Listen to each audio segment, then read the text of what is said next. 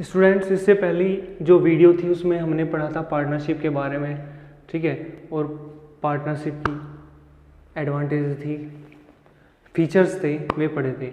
आज हम पढ़ेंगे पार्टनरशिप की एडवांटेजेस और डिसएडवांटेजेस के बारे में, ठीक है। तो सबसे पहले हम लेके चलते हैं पार्टनरशिप की एडवांटेजेस क्या है। जो पहली एडवांटेजेस है, इजी टू फॉर्म, यानी कि जो पार्टनरशिप है, पार्टनरशिप की शुरुआत करना कुछ ज़्यादा मुश्किल काम नहीं है, बहुत आसान काम है। इसमें कोई ज़्यादा कानूनी कार्रवाई नहीं होती, ठीक है। जब भी दो या दो से अधिक पार्टनर चाहे मिलकर पार्टनरशिप की शुरुआत कर सकते हैं, ज़्यादा कानूनी कार्रवाई नहीं है।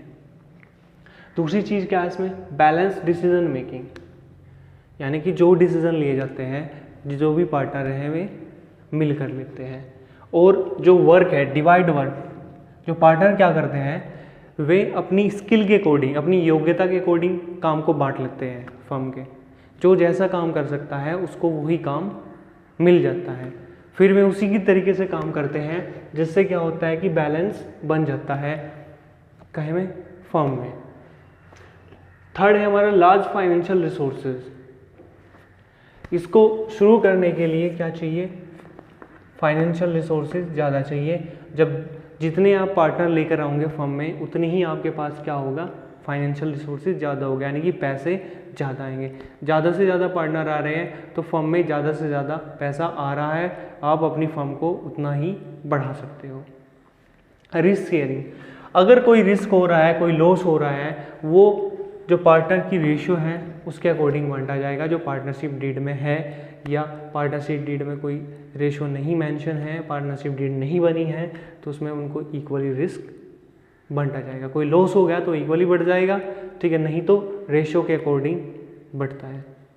सीक्रेसी, देखो अब बात आती है सीक्रेसी की। जो अपने बिजनेस के जितने भी सीक्रेट होते हैं वो क्या है, बहुत कम चांसेस रहता है कि वे लीक हो, क्योंकि सारी इंफॉर्मेशन किसके पास रहती है, पार्टनर के पास रहती है। इसमें कोई भी सीक्रेट लीक होने की चांसेस नहीं रहते, ठीक। ये हमने एडवांटेजेस पढ़ी, अब हम डिसएडवांटेजेस पे जाते हैं। डिसएडवांटेज में जाते हैं। पहली डिसएडवांटेज क्या है, अनलिमिटेड लायबिलिटी। क्या है, अनलिमिटेड लायबिलिटी, ठीक है।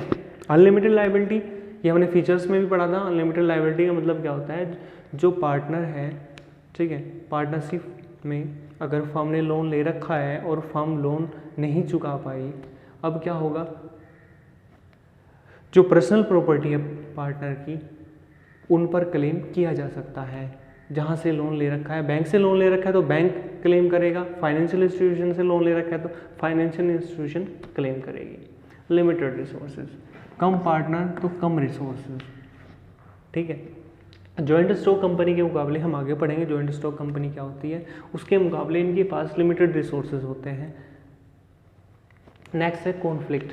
कभी कभी क्या आता है, परेशानी आ जाती है पार्टनरशिप को चलाते हुए, क्योंकि जो भी पार्टनर है सब अलग अलग बैकग्राउंड से आते हैं, ठीक है। मान के चलो कि 3 पार्टनर है, कोई दिल्ली से है, ठीक है, कोई चेन्नई से है, कोई मध्य प्रदेश से है, अलग अलग बैकग्राउंड से आ रहे हैं, अलग अलग थिंकिंग है, हर किसी की अलग अलग सोचते हैं, ठीक है।